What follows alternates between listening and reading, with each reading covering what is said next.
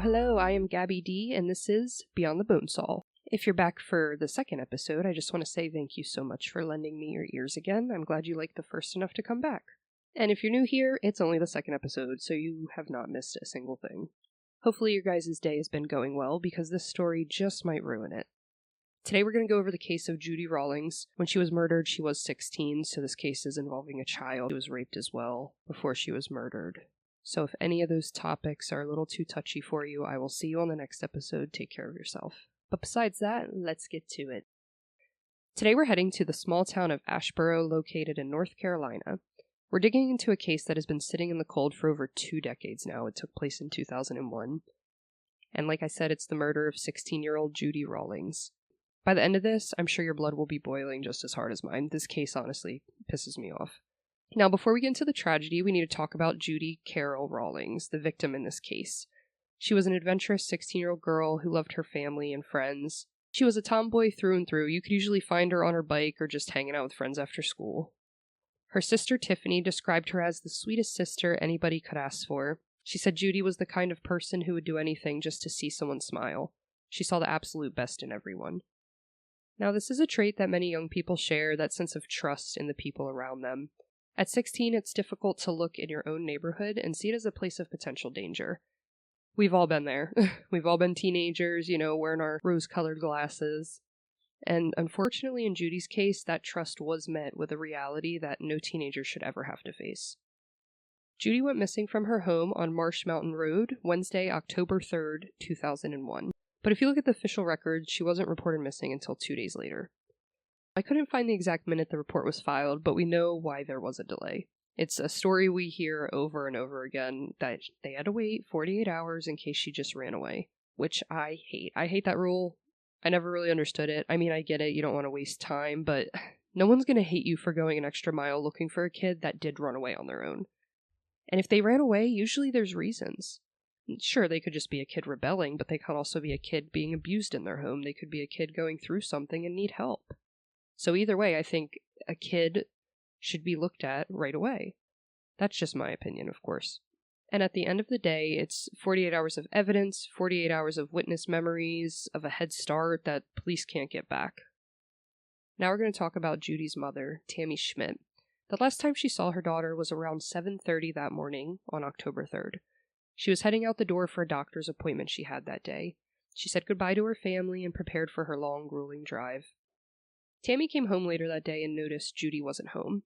Her mother was there, so Judy's grandmother, and told Tammy she gave Judy permission to go ATV riding with their 2 neighbors, Tony and David Sierra. They live right next door to them in the same trailer park, so close that the driveways became one right before hitting the main road. A lot of what I'll say today is thanks to the work of Derek Levasseur, who you will hear me reference a lot in this case. He's been a big advocate for Judy and her family, and by the end of watching Breaking Homicide, the show he hosted, and the one that put me onto this case basically, so much more came to light that the police themselves weren't even aware of. Of course, I did do my own digging and found the basic news articles, police reports, articles of the unsolved crime. You know how it goes, especially when it's unsolved, there isn't much out there. Everything will be listed in the show notes, along with the episode of Breaking Homicide starring Derek that I mentioned. The episode was like $3 on Hulu or Amazon. I highly recommend you check this out, especially if this case interests you. To understand what happened to Judy, you have to understand the crowd she was around, specifically the Sierra brothers. In 2001, Tony Sierra, the eldest of the 2, was 18 years old. His younger brother's age isn't stated anywhere, but we know he was younger and very close in age, so I'm going to say he was probably 15, 16, 17. They did both have a reputation in Asheboro. They were known as troublemakers, the kind of guys who stayed out until all hours of the night drinking and riding around on their ATVs. In this part of North Carolina, there are hundreds of acres of winding trails cutting through acres and acres of woods. In a small town where there isn't much for teenagers to do, riding those trails became a way of life for the brothers, and I'm sure many other teens. Over the years, they would become very familiar faces to not just the town, but law enforcement. You know what kind of path they go down after all this happens. And this wasn't just teenage rebellion, it was the beginning of a lifelong cycle of run-ins with the law. And on the night Judy disappeared, these were the people she was last seen with. So at this point, Judy's mother, Tammy, of course, began to worry so much when her daughter never came home. She had warned Judy repeatedly to stay away from the Sierra brothers. She knew they were a bad influence. We've all had kids like that around us growing up. Your parents tell you to stay away, but for whatever reason you don't. Now, I did find in other articles that Judy had gone riding with them before, which if this was the case, the activity wasn't new, but the timing was all wrong. You see, there's one thing that comes up repeatedly in Judy's case, and that's how she was deathly afraid of the dark. Her mother said she was the kind of kid who would always be heading home the second the streetlights flickered on. So being out in the woods after sunset just wasn't in her nature, and I'm sure Tammy's mama bear radar was just going. So when Judy didn't come home, Tammy tracked down the brothers and asked them point blank period, "Where's my daughter?" Tony claimed they all went riding, but around 11:30 that night, he dropped Judy off at a local gas station called Farlow Oil. I'm going to post on Instagram kind of a roadmap between Judy's house, Farlow Oil, and the place that her body was found so you can see how close it all was. Interested in that, along with, of course, pictures of Judy and other pictures of the case, I'll post it on the Instagram. So I want you to envision this place, Farlow Oil. In 2001, it was closed that night. It actually closed at 9 p.m., and he said he dropped her off at 11:30. So no one's at the gas station, in the middle of nowhere. It's pitch black, surrounded by dense woods, no street lights, no lights on in the parking lot, no one's there. They said there was actually one tiny single dim light in the parking lot where the sign was. There was just one tiny little light under there, but other than that, it's just pitch black. Again, she's deathly afraid of the dark, so it just doesn't make sense. Of course, her mom kept pressing the brothers for more answers, and they gave the same bullshit excuse we hear in so many of these cases. They claimed Judy wanted to be dropped off to meet some mystery guy, a guy she didn't name. It was just bullshit. Tammy didn't buy it for a second. She knew her daughter, and she knew something was wrong. But when she called the police, she was met with the runaway narrative that we spoke about earlier, and because of that assumption, the trail was allowed to go cold before the search even began. Eventually, the paperwork was filed, the search started, and the nightmare became official. Now we're going to go over Judy's events for the day she went missing. On October 3rd, 2001, she woke up, said goodbye to her mom, and went off to school for the day. When the school day ended, she went with her friend Stephanie Hinchman. And when they were at Stephanie's house, and this is Stephanie Hinchman's accord, she was actually interviewed by Derek on Breaking Homicide, which we'll go over here in a little bit, but I just want you to know, this is her story of events. They were at Stephanie's house, Judy and Stephanie. The Sierra brothers drove by on their ATV. They eventually approached Judy and told her to come with them. Judy refused. And Stephanie later said that she could tell Judy was genuinely afraid of these boys at that moment. When she said no, Tony didn't just drive away on his ATV, he got visibly upset. Stephanie said she could just tell he was angry. The boys left, and for a little while, the girls just went back to playing in the yard, hanging out, doing whatever they were doing. But the fear never left Judy. Before it was time to go, she asked Stephanie if she could stay the night. Stephanie remembers Judy seeming scared, but it was a school night and she knew her mom wouldn't even allow it. As the night came to close, she walked Judy home since she knew Judy was deathly afraid of the dark, and it was getting dark outside. When they reached Judy's house, it was around 6:30, 7 p.m. They saw the Sierra brothers waiting. And remember, Judy's driveway and the Sierra brothers' driveway is connected at the bottom. And the boys were right there, sitting on their ATVs, maybe even waiting for her to come home since they know she was out and about with a friend. Now, Stephanie asked Judy, "Do you want me to walk you all the way to the door?" And Judy, just in a calm, friendly manner, told her no, it's okay. Stephanie asked if she was sure, but Judy insisted she was fine. So Stephanie turned around and started her walk back home for the night. And that night, Judy must have suddenly changed her mind about hanging out with the boys, either out of fear or her overly friendly manner, who really knows. But that's the night that she went off with the Sierra brothers. And when you watch the interview of Stephanie Hinchman on Breaking Homicide, I almost said Breaking Bad, speaking with Derek, it's really heartbreaking. You can just see the weight she still carries and the pain, the guilt of not making sure her friend walked through that door. And I just have to take a second to talk about that. We've all dealt with a lot of grief in life, and I know how easy it is to look back at a tragedy and find a way to blame yourself. You replay the what-ifs until your head spins and your emotions flow, but the truth is, this wasn't on her or anyone at that point. It's on no one but whoever killed her that night. It could have literally happened any day, any time. We can't predict something like this. Only evil can. Stephanie went home, and later that night, around 11:30 p.m., she heard that familiar roar, why is it so hard to say? Familiar roar of an ATV engine. She didn't even have to look out the window, she knew who it was. It was always the Sierra brothers. Now back to Judy being missing. Police interviewed the mom, spoke to the family, and they heard all about who she was with last. So of course, the police would eventually question Tony and David Sierra. Now you don't hear much about David in this case. Most of the focus has always been on Tony. Tony was the one Judy rode with that night, and he was the one considered an adult, so in my opinion, it was probably easier to speak with him, especially after you hear how their mom is about the situation. It's probably easier to pull him in for questioning, but honestly, they didn't even do that much questioning, which is part of the problem in this case. Tony claimed they spent the evening riding the ATV trails through the woods that spread for acres, only a few minutes from their home.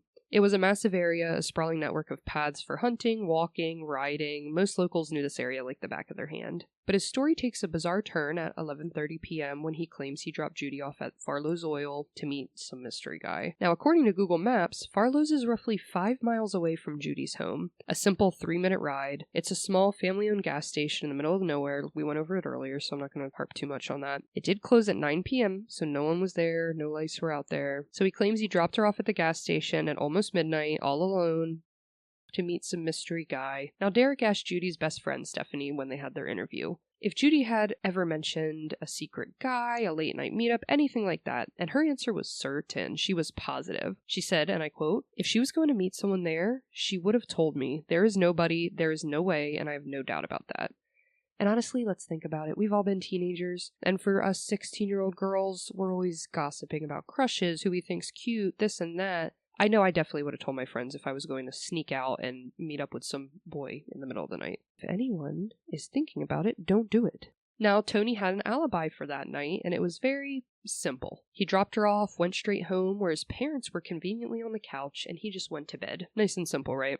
For some reason, despite an alibi that was never fully confirmed, and a story that defied everything people knew about Judy's fear of the dark, the police seemed satisfied, and they didn't look any further. So days eventually turned into a week, and then another, and eventually the 19th of October rolled around, marking 16 days since Judy had disappeared. 2 hunters were out hunting raccoons in the dense wood of Graham Road when they caught a scent. And if you know, you know. I'm talking about the unmistakable, awful smell of death. They're braver than me because, for whatever reason, they decided to follow it. And it's a good thing they did, because eventually they stumbled across a small purse. When they looked inside, they found something identifying it belonged to Judy Rawlings. It's never stated what, but they made the smart choice of deciding to go no further and called the police immediately. When investigators arrived, they began a search right away. Eventually, they stumbled across Judy's body. She'd been laying on her back, hidden under a pile of twigs and tree limbs, obviously a deliberate attempt to cover her up. At this point, she had been out in North Carolina heat for over 2 weeks, and the decomposition was severe. In fact, it was so severe that investigators couldn't even make a visual ID. They assumed it was her, of course, with the purse and everything, but you have to be certain, so they relied on her dental records to confirm this was 16-year-old Judy Rawlings. And honestly, guys, the scene was a nightmare. One detective later said it was the worst crime scene he had ever seen in his entire career. Just a warning for everybody, before I describe the scene, skip ahead a minute or two, because it's pretty detailed. Judy was found partially clothed from the waist up.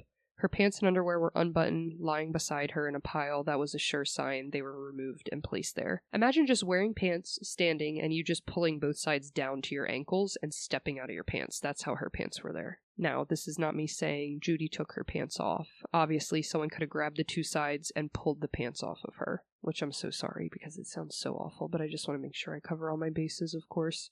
Someone could have pulled them off and placed them next to her. The point is, it doesn't look like she was just dragged out of her pants, which will become a piece in the puzzle later on. So her pants and underwear were unbuttoned beside her. Her right arm was raised above her head with a thick strap wrapped around it, and about 25 feet away, they found one of her shoes. Sadly, the message the scene sent was very clear. This wasn't just a murder, this was also a violent sexual assault and a sure sign of her being dragged. And here's a small detail that'll make your skin crawl. This spot, this hidden field where her body was, it was only a few miles away from that gas station where Tony claimed to have dropped her off. Even more telling is that it was located right off a specific ATV trail. This wasn't a place a stranger would stumble upon either. This was a spot that only locals knew about. There was a bunch of empty alcohol bottles and cigarette butts lying all over. This is where the kids went to party and hang out. When the medical examiner received her body, the decomp was so bad they couldn't even make a definitive cause of death. But there was a chilling clue. A heavy concentration of larvae and other bugs around her neck. Did look more into it, because the more you know. When forensic teams examine a body, they actually look closely at where larvae and maggots or bugs like that are concentrated, because they're attracted to moisture and soft tissue. So this is indicating that there's some kind of trauma that they're drawn to. So a cut, a deep scratch, a wound caused by any type of ligature, like a rope, breaks your skin's natural barrier, giving them perfect access to it. So the fact that they were clustered so densely around her throat suggests significant trauma. While her official file still lists the cause of death as undetermined, most people, including myself, believe believe she was asphyxiated by a rope of some sort. Now, 2 days after the discovery of Judy's body, the other shoe appeared in the woods. It was found by the same hunter who found her purse that led to her remains, a Mr. Wyatt Farlow. Now, if that name sounds familiar, it's because it's the same family name that owns Farlow gas station, the very place Tony Sierra claimed he dropped Judy off the night she went missing. Naturally, this leads to town gossip, and then another big theory: did Wyatt Farlow and maybe some of his friends snatch Judy from outside his family's gas station that night and do something to her? So a little bit of Derek's backstory from Breaking Homicide, because he's about to pull up on Wyatt Farlow at the gas station and record it. He was an officer in the past, I think with Rhode Island, don't quote me on that, I'm pretty sure though, like 99% sure it was Rhode Island, and he eventually became a detective, and he was in the force for almost 20 years before retiring. So the local rumors claim that Wyatt and his buddies used to hang out and drink at the gas station after hours, which Derek of course brought up. And one thing about Derek, he's gonna ask all the questions that we want answers to. But Wyatt stood his ground. He explained that back then he didn't even own the gas station, the store still belonged to his father, and nobody was hanging out there that night. As for the fact that he was the one who found her, those woods were his hunting grounds, literally. Just like they had been for most of his family and a lot of the townsfolk there. They're just in there hunting all the time. Now, some may say, if you're the killer, why would you draw more attention to yourself by coming back 2 days later to report finding a shoe? It just doesn't make sense. The body, okay, sure. Hypothetically, if he was the killer, he had someone with him. There was 2 hunters that found her body, him and his buddy. So I mean, he had to go along with the story if that was the case. And if he's innocent, then all he did was help find a missing girl and then found a piece of evidence and reported it like a good civilian should. Could he just be a stupid criminal? Of course. They aren't known for being smart or they'd never get caught. And to add to it, a lot of people watching the footage did say Wyatt looked nervous when Derek pulled up on him. But let's be real, if you're working on a car and some out-of-town guy shows up all dressed up with a film crew and they start grilling you about a 20-year-old murder, you're probably going to be caught off guard too. And honestly, I'm so riddled with anxiety and IBS, I'd probably shit myself or cry. Especially if I found out people were talking about how I supposedly did it. Now at this point, you're probably asking, Gabbi, they had her body, they had all these items, what about DNA? And this is the part that pisses me off the most. So they collected DNA, right? They got a warrant, they got Tony's DNA even. They couldn't do a sexual kit on Judy, sadly, because the decomp was so bad. But they did have all these items she was found with. And like I said, they even went through the trouble of getting a warrant to collect Tony Sierra's DNA. But what is the point of having a suspect's DNA if you're never going to test it against any of the evidence? For nearly 25 years, all those items have just sat in evidence untested. Like, what are we even doing here? Why even get Tony's DNA if there's no intention on running it with the items found on scene? I just don't understand. And this is when I really started to like Derek, because when he saw the standstill, and this was back in 2019, when he did the show, filmed it, went in there, looked at all the evidence, he got his own PI to help him with it, like he went all out. But this is when I really started to like him. When he saw the standstill in 2019, he didn't just walk away or just ask a question like, what are you doing? Why haven't you tested it? He told the investigators he would pay for the testing, because usually that's the excuse you get, you know, there's no funding. There's no funding for almost 25 years. He told investigators he would pay for it, because that's the most common excuse you get from police stations when they don't run evidence. There's no funding. No funding. It doesn't make sense for over 2 decades. Now, I'm not sure how. I don't know if this man Derek is balling like that. He might be wealthy. Maybe he knows some nonprofits that can help in situations like this. But either way, he offered to put the cash up if they needed it. He stated in another interview that one single strand of hair can cost $3,000 just to process, just for one tiny piece of hair. So he said, fine, if it's about money, I'll cover it. But remember, this is 2019. It is now 2026, almost 25 years since the crime, and 7 years since Derek investigated deeper for them, and it still hasn't been done. Derek told them, if you can't afford to test everything, just pick one item that would help the most, like the strap around her arm. Judy didn't tie herself. Whoever put that there had to touch it. Their skin cells, sweat, DNA, something is on that strap. And even after he finished filming the show, Derek still continues to check in and push the department for answers, but the lack of change, the lack of urgency for a 16-year-old girl who was discarded in a field, it's inexcusable to say the least. And it gets worse. We haven't even gotten to the biggest piece he uncovered yet, in my opinion. But before we get to the final piece of the puzzle, I just want to go over a couple theories with you guys. So first, there's the transient theory, the idea that some random stranger snatched her. Sure, you know, there's a train station nearby, but the odds of a stranger kidnapping Judy and dragging her to that specific location in the woods, where only locals really know about, it's almost impossible. You have to be led to that area. It's not like you just go in the woods a little bit, like past the tree lines and you can stumble across it. You have to literally be walked into there. Like if you or I went there today, we'd never find it. Even Derek had to have an officer guide him there. And he said the same thing. This wasn't a crime of opportunity by a stranger. This was someone who knew these woods. Again, theory. Side note, they did put this beautiful memorial cement angel where her body was in the woods. It's beautiful and devastating at the same time. And I don't really have a segue for that, so I'm just going to get back into it. So we went over the stranger theory. Now let's look at Wyatt Farlow, the man that owns the gas station now. Could he have grabbed her? Anything's possible. We've heard crazier shit in true crime, let's be honest. I just know the facts. He didn't own the store yet, the lights were all out, and there's just no evidence connecting him to Judy's murder. I think the theory he had a party there with his buddies drinking is just the outcome of small town gossip. Plus, I'm sure Tony would have gladly admitted to throwing him under the bus if he saw lights on or anyone out there, let's be honest. I mean, this girl turns up dead. If I truly dropped her off at a gas station and there's a bunch of dudes there, well, one, you probably shouldn't leave her there in the first place at nighttime, but that's besides the point. Two, I'd be like, oh yeah, it wasn't me, like all these dudes were there, go look into them. That never came out of his mouth. Now, this is going to lead us to the theory that most people believe is the only one that makes sense. Tony and David Sierra. They were the last people to be seen with Judy. They lived on those ATV trails. They knew every inch of that land. Now you might be thinking, what about Tony's alibi? Where he claimed he dropped Judy off that night and went home to where his mom and dad were on the couch and literally saw him walking in and then he just went to bed. So they never interviewed the Sierra family, like I said, to confirm this alibi, which they definitely should have, especially when she came up murdered. But you know who did question the story? Our guy, Derek motherfucking Lavasser. He contacted Tony and David's mother, who we now know as Lisa. At first, Lisa defended her sons, saying there was no doubt in her mind they weren't involved, but then she accidentally blew Tony's alibi out of the water. She admitted she wasn't even home that night. She was working late. In fact, she said as she was leaving for work, she saw Tony standing by the fence line talking to Judy the same day Judy went missing. So the last time she saw her son that day and saw Judy ever again, they were together, standing at the fence line chatting while she went to work. And then she said, as for the father Tracy, he's now passed away, so obviously he can't be questioned. But she said if he was home, he was likely in bed, passed out already. So surprise, surprise. No one saw Tony come home. No one was on the couch. The alibi couldn't be verified, and if the cops followed up on this alibi 25 years ago, they would have uncovered that. Now, you might be wondering what kind of person Tony Sierra is, this case aside, of course. And his record speaks for itself. He's been dealing with law enforcement for countless other reasons. Larceny and possession of stolen property. He's got multiple charges related to theft and possession of stolen goods. Driving under the influence. He has various traffic-related criminal offenses on his record.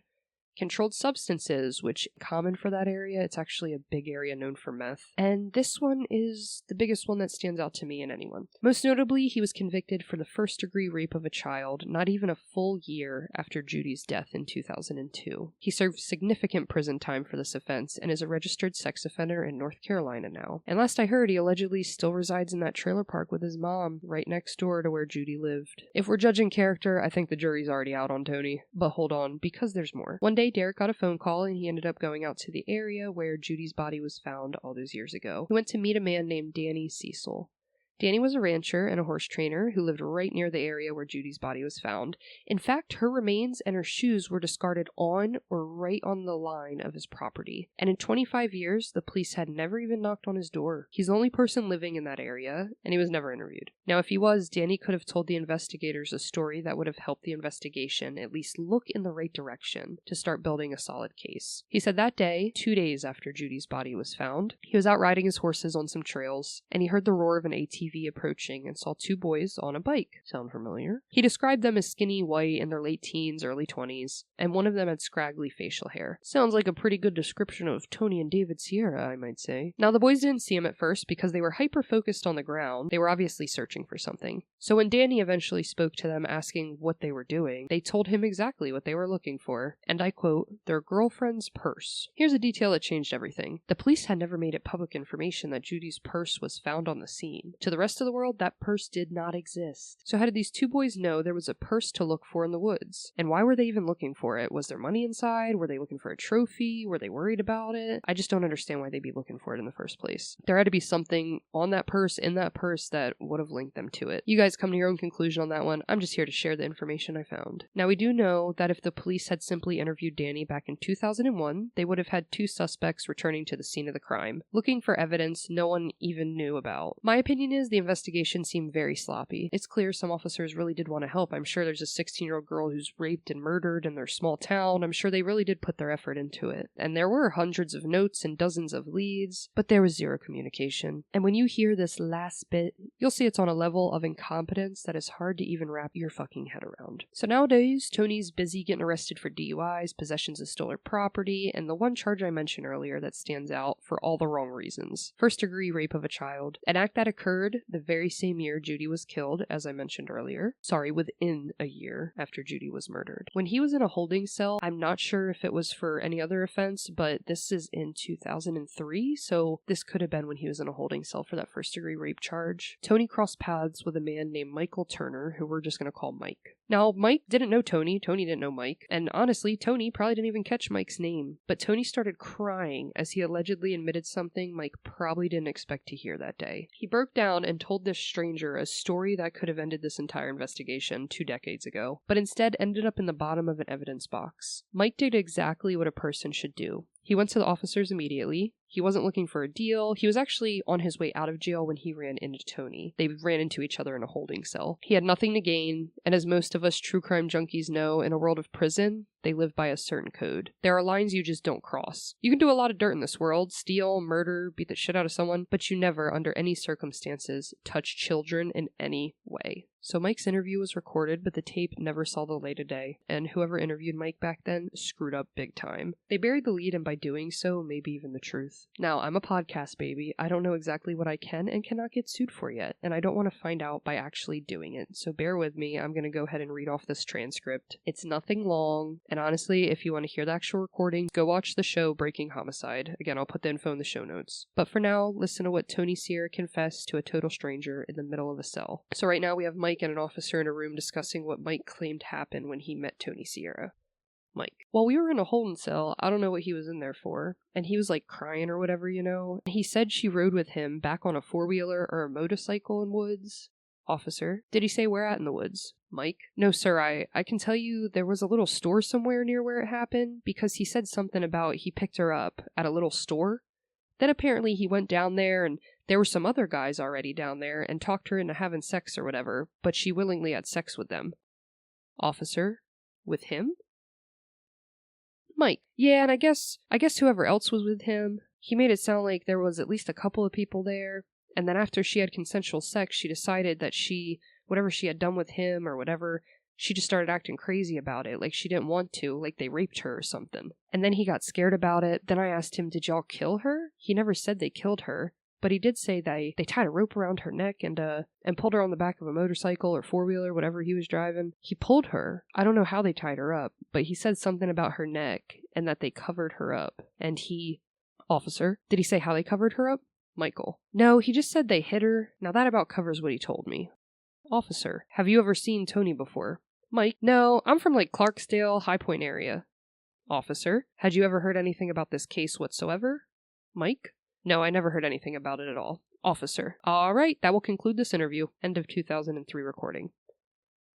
And if you actually listen to this interview, like the officer at the end, it's like he sings songs like, all right, that will conclude this interview. Like he's happy with it. He's not pushing it any further. And at the end of the day, Mike he's questioning him. Have you seen Tony before? You know, did he say how they covered her up? And I feel like that's a big point because no one knew that her body was covered.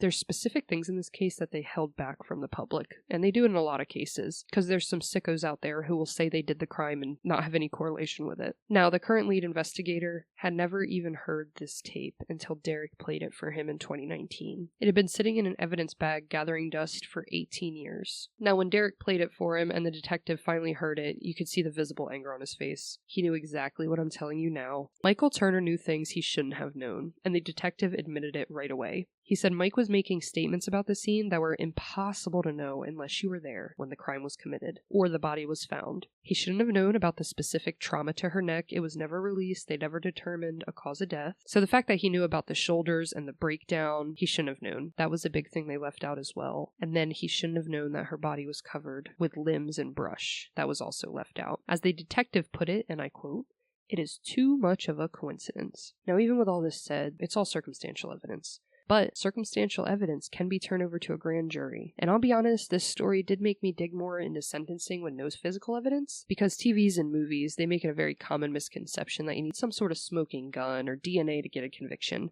But in reality, people are sent to prison every day based entirely on circumstantial evidence. Now, in case I need to state the obvious, I'm fully aware that many people are wrongfully convicted all the time, and I'm sure some of that is due to circumstantial evidence. I never said the justice system was perfect, just listen to the case, take in the facts, and come to your own conclusion. My goal in explaining all this is just so we can see what the importance of circumstantial evidence is, and how it can possibly help cases like Judy's. Now, one simple way of looking at what circumstantial evidence is. Imagine waking up in the morning, you look outside and you see the ground's wet. You don't see the rain falling. If you did, that'd be physical evidence. But you can infer that it rained because of the circumstances, which is circumstantial evidence. In a courtroom, circumstantial evidence is often more powerful than a witness's memory, because coincidences are still facts. And facts don't lie, but people do. In Judy's case, you aren't just looking at one wet spot on the ground, you're looking at a thunderstorm of coincidences. A grand jury doesn't need beyond a reasonable doubt yet. They only need probable cause. They're looking for enough evidence to say, yeah, this person likely did this, so let's get them to trial. Typically when this happens, they'll bring in the alleged perpetrators and see if they can break them. They may play some mind games, detectives, they got their little bag of tricks. I mean, if this story Tony is telling Mike is true, there's several other people out there as well who did things to her, or at least witnessed it. Bring them all in. Bring them all in. I'm sure the guy who's standing by would rather be charged with conspiracy than murder, you know what I mean? Make some deals, do what you gotta do, get these guys locked up. And we can't deny in Judy's case, the pile of circumstantial evidence is towering. You could possibly explain away a coincidence or two, but 5 might be a little tough. And in Judy's case, the 5 are opportunity. Tony and David were the last ones to see her. Proximity. Her body was found exactly where they rode their ATV trails daily, if not hourly. Guilty knowledge. Tony and David were seen looking for a purse that the public didn't even know was missing. The false alibi. Tony claimed he was home with his parents. His mom is saying that was a lie on recording, so we know that was BS. And then the alleged confession. Tony describes specific details to Mike Turner, the rope around the neck, the dragging, the covering of the body, that had never been released to the media. Now, circumstantial evidence, I'm going to try to stop saying that word. I'm so sorry. I feel like I'm saying it every other word. But it can be a roadmap, and when every single turn on that map leads back to a specific person or persons, it's time for the state to stop acting like they're lost and take action. I promise this is the last time I'm saying the word. If circumstantial evidence of an alleged confession that matches the hidden details of a crime scene isn't enough, then I have a better idea. Test the damn DNA. It has been sitting in evidence for 25 years. Test just the strap from Judy's arm. Take Derek up on his offer. He's offering to pay for it. All you need to do is run a test. That's literally it. There's no excuses left. Not funding, not time, not runaway theories. Just a total lack of trying to solve this case at this point. Allegedly, right? The investigation into the death of Judy Rawlings, it really highlights the impact that a lack of communication and organization can have on a case. When information isn't shared between departments, coworkers, higher-ups, key leads just sit untouched for decades. And for Judy's family, the search for answers has spawned over 25 years now. In 2019, when the case was revisited by outside investigators, Judy's mother expressed her gratitude for the renewed attention on her daughter's disappearance. After more than 2 decades of silence, she saw this as a chance for the facts to finally be brought to light. She stated, "There's a few people that know what happened to my child. More than one person. We just need them to know, speak up, and tell what happened. I think we're going to get the answers we've been waiting for." Now, I want to know what you guys think of this case. There's a lot of theories. There's a lot of theories out there. There's a lot of ideas. I don't want to be too biased here since I studied the case. I'm sure it's noted at this point I lean one direction more than the others. But I want your opinion. If you think it's something else, why? I love a good conversation. The resources to help this investigation, including contact information for the tip lines, will be available in the show notes. Every piece of information, no matter how small it may seem, has the potential to move this case forward. The goal remains the same, to ensure that facts are reviewed and that the evidence finally receives the testing it requires. Just another quick note before I let you guys go. I will be putting out episodes bi-weekly. My goal is to, hopefully in a month or two, have them out every week. Then I'll start some fun subscriber tiers for extra episodes, bonus content, stuff like that. Send me your ideas if there's anything I haven't stated. When I first open those subscriber doors, the first 10 people are going to get a special package from me as a big thank you for being the first supporters. Now, thank you for tuning in to our second episode of Beyond the Bonesaw. I'm Gabbi Dee. Hopefully I'll see you on the 3rd. Bye!